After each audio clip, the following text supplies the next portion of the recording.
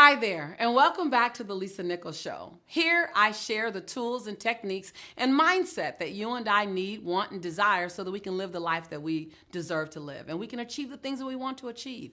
I love reading your comments. I love seeing your engagement with each other on these episodes. I love all your feedback, so please keep it coming. We read everything and we love it. I love it.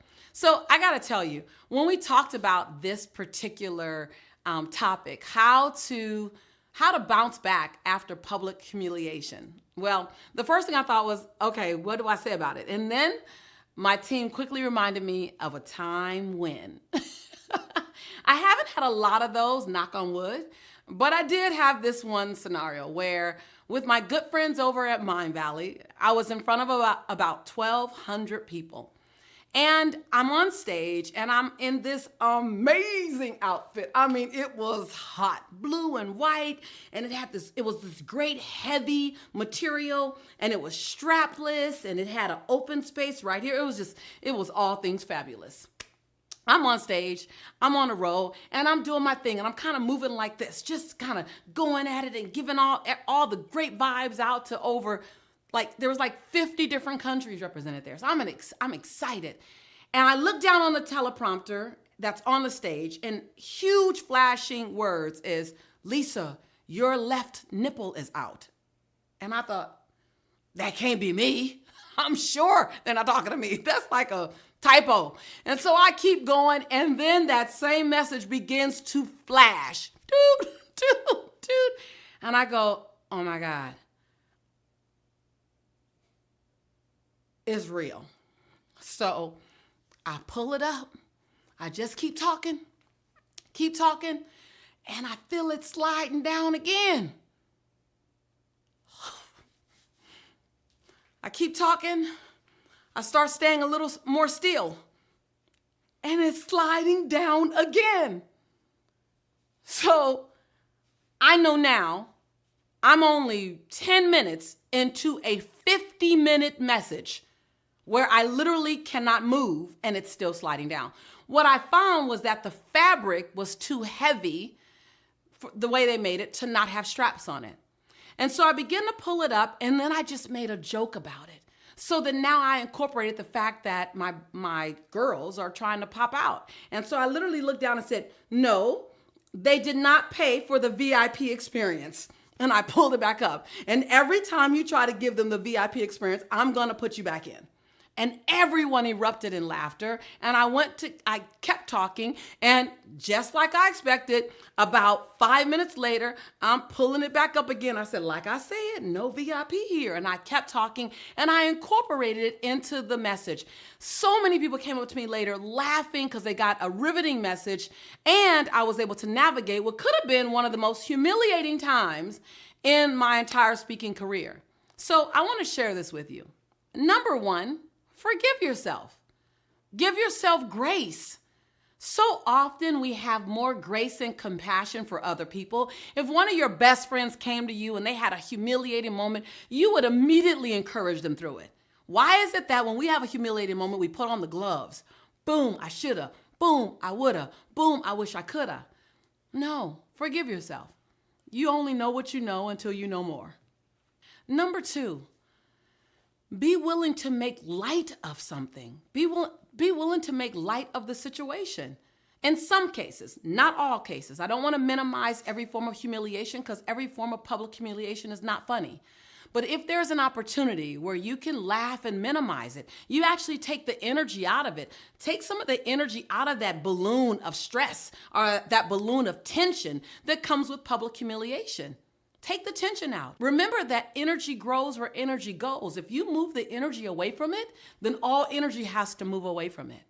Allow yourself and give yourself permission to make mistakes. See, it's only when we stand inside of perfection that we're expected to make no mistakes. What I love most about Oprah, I love so many things about her, but one of the things I love most about her is that she allowed us to see her humanity. The entire 25 years that she was on air, she allowed us to witness her humanity. So she had permission to make any mistake or just to be human. Not that she made a lot, but if she did, we were going to love her through it. And so give yourself permission to navigate through a journey that's going to have a full experience. Those that are great and those that are learning lessons and those that might have been humiliating at times. Be okay with that. And the third thing is learn the lesson. What's the lesson I learned? Don't wear strapless on stage.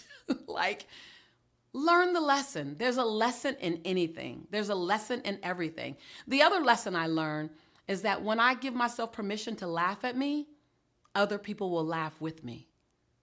What could have been devastating to me in front of one of the most important audiences in my community, definitely in front of the audience that shares on social media the most. In fact, now it's a great memory. So if you ever find yourself feeling humiliated in the public's eye, remember, one, to find the way to navigate out of it starts with forgiveness, compassion, and empathy for you and even for those judging you. Give yourself permission to make mistakes publicly, and then look for the lesson in everything.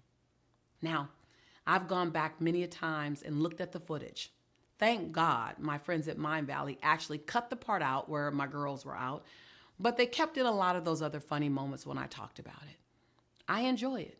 It's actually a great memory in my memory album. Remember, this show is not just a monologue. It's a dialogue. I would love to hear from you. What's one of the biggest ahas that you got from this episode?